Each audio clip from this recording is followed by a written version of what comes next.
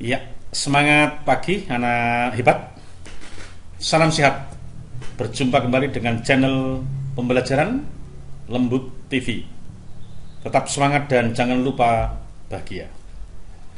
Baik anak hebat, pada channel ini masih membicarakan mata pelajaran PPKN kelas 11 Sistem dan Dinamika Demokrasi Pancasila subbab B tentang dinamika penerapan demokrasi Pancasila.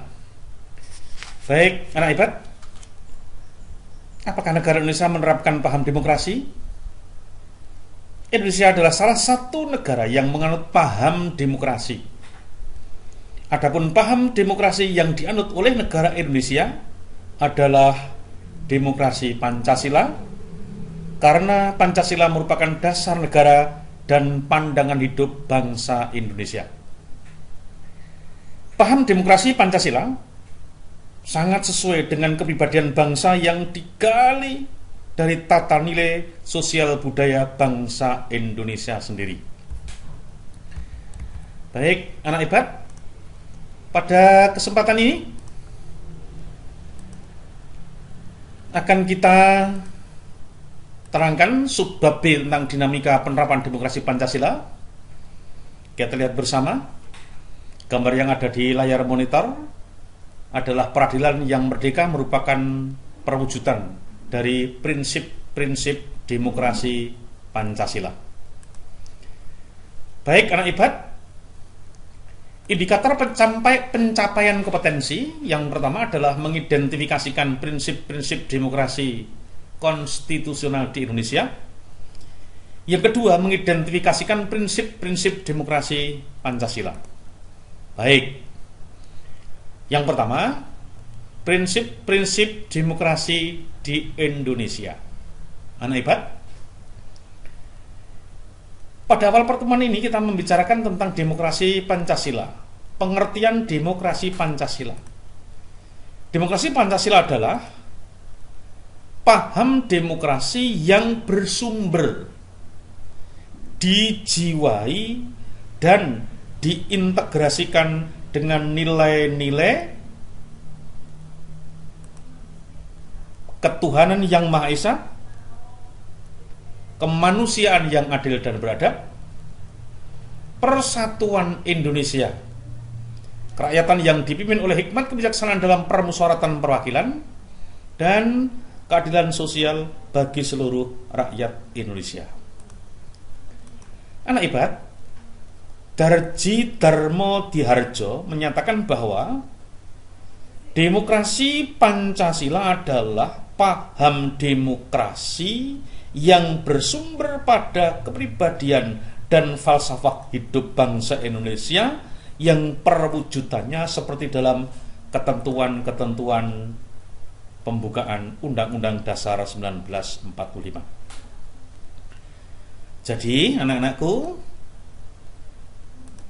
selain menerapkan prinsip-prinsip demokrasi yang bersifat universal, negara kita juga menerapkan prinsip-prinsip demokrasi Pancasila yang sering disebut dengan 10 pilar demokrasi, yaitu yang pertama, demokrasi yang berdasarkan ketuhanan yang Maha Esa.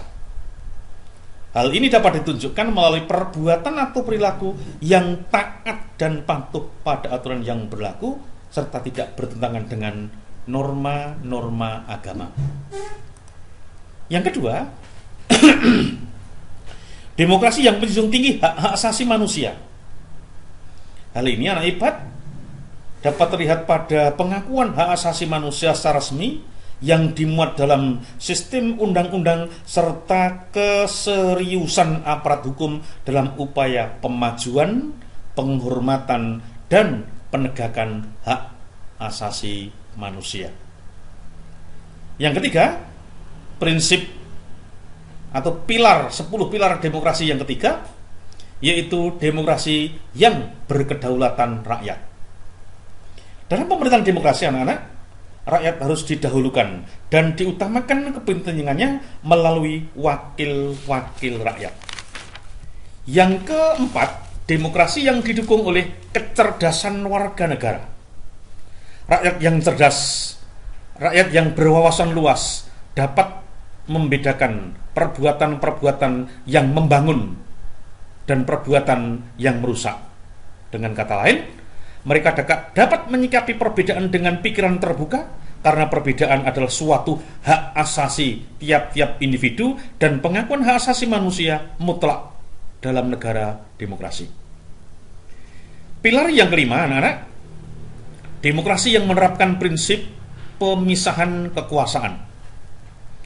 Dengan adanya pemisahan kekuasaan, diharapkan lembaga-lembaga negara dapat lebih fokus pada tugas dan wewenang masing-masing.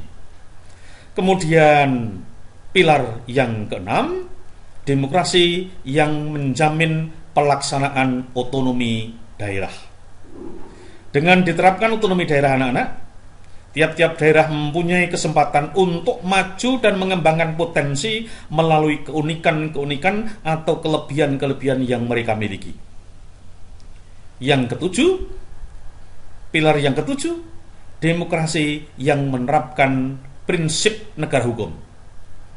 Segala sesuatu perbuatan didasarkan pada hukum dan peraturan yang berlaku, serta hukum ini sifatnya mengikat warga negara termasuk para penyelenggara negara. Pilar berikutnya, anak IPA, demokrasi yang melaksanakan peradilan yang bebas dan tidak memihak. Dalam negara demokrasi, badan peradilan bersifat merdeka dan berjalan atas nama keadilan. Dengan kata lain, anak-anak, untuk menegakkan keadilan harus melalui jalur-jalur yang benar dan tidak terpengaruh badan-badan atau pihak lain manapun, termasuk penguasa negara. Pilar berikutnya, anak-anak, demokrasi yang mengusahakan kesejahteraan rakyat. Demokrasi harus lebih mengutamakan kehendak rakyat, termasuk di dalamnya adalah mengusahakan kesejahteraan rakyat. Dan pilar yang ke-10 atau yang terakhir, anak-anak, demokrasi yang mewujudkan keadilan sosial bagi seluruh rakyat Indonesia. Jadi, tujuan utama demokrasi adalah mewujudkan keadilan sosial yang merata bagi seluruh rakyat Indonesia. Baik, anak ibad, prinsip-prinsip tersebut pada dasarnya sama dengan prinsip-prinsip demokrasi universal, karena lebih mengutamakan kepentingan rakyat. Tetapi prinsip tersebut masih tetap mempertahankan ciri khas jiwa dan kepribadian masyarakat Indonesia. Pak Muji mengungkapkan bahwa demokrasi Pancasila mengandung beberapa aspek. Aspek-aspek demokrasi Pancasila yang pertama adalah aspek formal, yang kedua aspek material, yang ketiga aspek normatif atau kaidah, yang keempat adalah aspek optatif, ya, yang keenam aspek organisasi, dan yang keenam, mohon maaf, adalah aspek kewajiban. Aspek formal adalah aspek yang mempersoalkan proses dan cara rakyat menunjuk wakil-wakilnya dalam badan-badan perwakilan rakyat dan pemerintahan. Kalau aspek material, yaitu aspek yang mengemukakan gambaran manusia serta mengakui harkat dan martabat kemanusiaan. Yang ketiga adalah aspek normatif atau kaidah, yaitu aspek yang mengungkapkan seperangkat norma atau kaidah yang membimbing dan menjadi kriteria pencapaian suatu tujuan. Kemudian di sini ada aspek optatif, yaitu aspek yang mengetengahkan tujuan atau keinginan yang hendak dicapai. Kalau aspek organisasi, aspek yang mempersoalkan organisasi sebagai wadah pelaksanaan demokrasi Pancasila. Dan aspek kewajiban atau yang terakhir adalah aspek yang menjadikan semangat para penyelenggara negara dan pemimpin pemerintahan. Berikutnya anak-anak, demokrasi Pancasila mengandung beberapa nilai formal yang bersumber dari Pancasila, yaitu yang pertama, persamaan bagi seluruh rakyat Indonesia, keseimbangan antara hak dan kewajiban, pelaksanaan kebebasan yang dipertanggungjawabkan secara moral kepada Tuhan Yang Maha Esa, kepada dirinya sendiri, juga kepada orang lain. Yang keempat, mewujudkan rasa keadilan sosial. Kelima, pengambilan keputusan dengan musyawarah untuk mufakat. Dan yang terakhir, menjunjung tinggi tujuan dan cita-cita nasional. Baik, anak ibarat, pelaksanaan demokrasi Indonesia dibagi dalam 3 tahap. Yang pertama adalah masa Orde Lama. Yang kedua pada masa Orde Baru. Dan yang ketiga adalah pada masa pemerintahan reformasi. Anak-anakku, pelaksanaan demokrasi pada masa Orde Lama berlangsung dalam 2 masa, yaitu pada masa demokrasi parlementer dan pada masa demokrasi terpimpin. Sedangkan pada masa pemerintahan Orde Baru, anak-anak, itu pada masa pemerintahan Orde Baru banyak penyimpangan-penyimpangan yang terjadi pada masa Orde Baru. Antara lain pembatasan hak-hak rakyat. Jumlah partai politik dibatasi. Ketika itu hanya ada 3. Walaupun ada kebebasan pers, dalam kenyataannya pemerintah dapat membredel penerbitan pers. Bagi warga negara yang berani mengkritik pemerintah dianggap melanggar aturan negara. Ini namanya pembatasan hak-hak rakyat. Yang kedua, kelemahan yang kedua, adanya pemusatan kekuasaan di tangan presiden. Walau secara formal kekuasaan negara dibagi ke berbagai lembaga negara, ternyata dalam prakteknya presiden memiliki kekuasaan terhadap lembaga-lembaga tersebut dan hal itu melampaui kewenangannya. Yang ketiga, anak-anak, pemilu yang tidak demokratis. Pemilu yang dilaksanakan setiap 5 tahun sekali berlangsung penuh dengan kecurangan dan ketidakadilan. Hak-hak warga negara kurang diperhatikan, bahkan suara mereka dimanipulasi atau dipaksakan untuk memilih salah satu partai politik demi kepentingan penguasa ketika itu. Yang keempat, pembentukan lembaga ekstra konstitusional. Pembentukan lembaga negara ini untuk mempertahankan kekuasaan. Pemerintah membentuk Kopkamtib ketika itu, Komando Operasi Pemulihan Keamanan dan Ketertiban, yang berfungsi melindungi dari pihak-pihak yang akan menjadi oposisi penguasa. Jadi pembentukan lembaga ekstra konstitusional, pembentukan lembaga. Kemudian yang kelima, terjadinya korupsi, kolusi, dan nepotisme akibat dari kekuasaan yang sentralistik, anak-anak. Kekuasaan yang tidak transparan. Penyelenggaraan pemerintahan pun berjalan tidak terkendali. Para pejabat pun banyak yang menyelewengkan kekuasaan dengan melakukan tindak pidana korupsi, kolusi, dan nepotisme, dan akibatnya rakyat semakin miskin dan menderita. Kemudian ketika di masa reformasi, masa transisi menuju reformasi dimulai sejak diangkatnya Baharudin Yusuf Habibie menggantikan Presiden Soeharto, sehingga kepemimpinan B.J. Habibie menjadi masa transisi.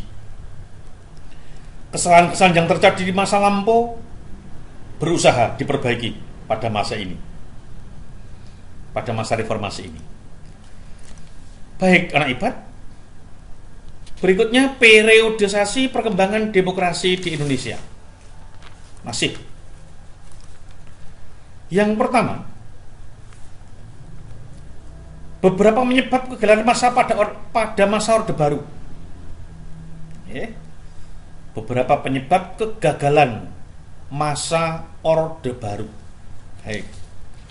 Yang kelima ini dari bawah, desakan semangat demokrasi dari para pendukung demokrasi. Para pendukung demokrasi, terutama para lawan politik Orde Baru, banyak yang tampil kembali menuntut pembubaran pemerintah. Yang kedua, terjadinya krisis politik dan runtuhnya legitimasi politik. Rakyat yang sudah trauma masa sebelumnya parlementer dan terpimpin menjadi semakin kecewa serta menderita.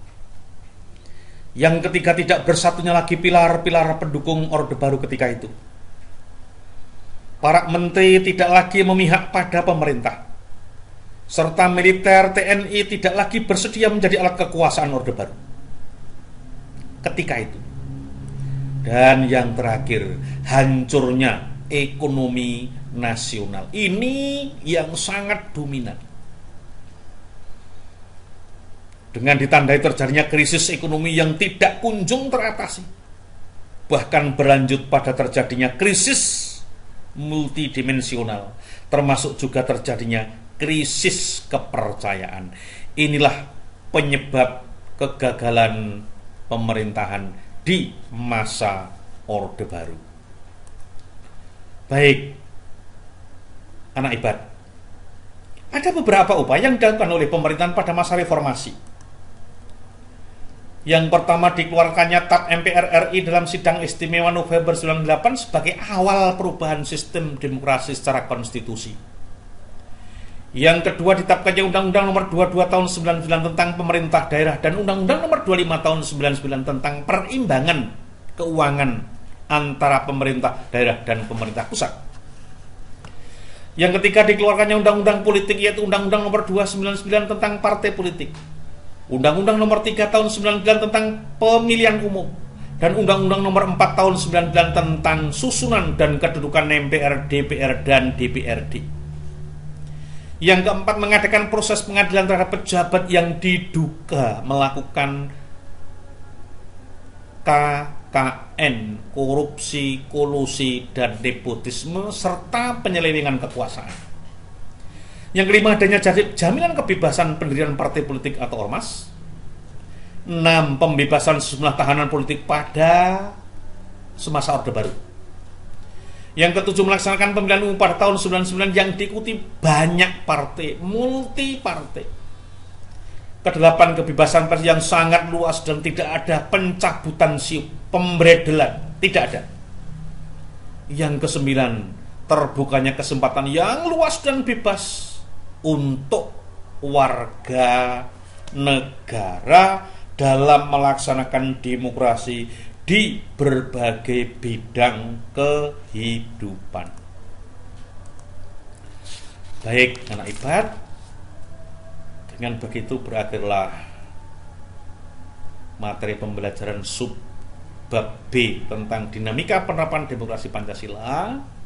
Kita sekarang menuju pada uji kompetensi 2, yaitu uji kompetensi subbab B bab 2. Ada 5 pertanyaan. Yang pertama, analisislah yang dimaksud dengan demokrasi Pancasila. Kemukakan 10 pilar demokrasi yang ditetapkan di Indonesia. identifikasikan beberapa nilai yang bersumber dari Pancasila yang terkandung dalam demokrasi Pancasila. Yang keempat, kemukakan segi positif dari pelaksanaan demokrasi liberal yang pernah diterapkan di Indonesia. Dan yang kelima, kemukakan beberapa penyimpangan yang terjadi pada masa pemerintahan Orde Baru. Baik, hebat.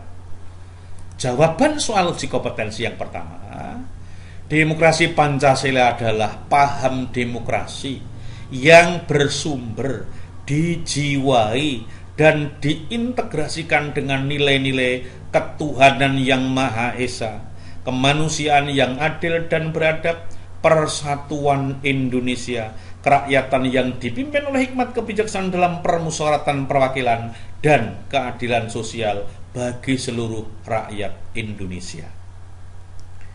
Jawaban nomor 2. 10 pilar demokrasi yang diterapkan di Indonesia adalah: yang pertama, demokrasi yang berdasarkan pada ketuhanan yang Maha Esa, demokrasi yang menjunjung tinggi hak asasi manusia, demokrasi yang berkedaulatan rakyat, demokrasi yang didukung oleh kecerdasan warga negara, demokrasi yang menerapkan prinsip pemisahan kekuasaan, demokrasi yang menjamin pelaksanaan otonomi daerah, demokrasi yang menerapkan prinsip negara hukum, demokrasi yang melaksanakan peradilan yang bebas dan tidak memihak, demokrasi yang mengusahakan kesejahteraan rakyat, dan demokrasi yang mewujudkan keadilan sosial bagi seluruh rakyat Indonesia. Jawaban yang ketiga, soal yang ketiga, beberapa nilai moral yang bersumber dari Pancasila yang terkandung dalam demokrasi Pancasila adalah: 1. Persamaan bagi seluruh rakyat Indonesia. 2. Keseimbangan antara hak dan kewajiban. 3. Pelaksanaan kebebasan yang dipertanggungjawabkan secara moral, baik kepada Tuhan Yang Maha Esa, diri sendiri maupun kepada orang lain. Yang keempat, mewujudkan rasa keadilan sosial. 5. Pengambilan keputusan dengan musyawarah mufakat. Dan yang keenam, menjunjung tinggi tujuan dan cita-cita nasional.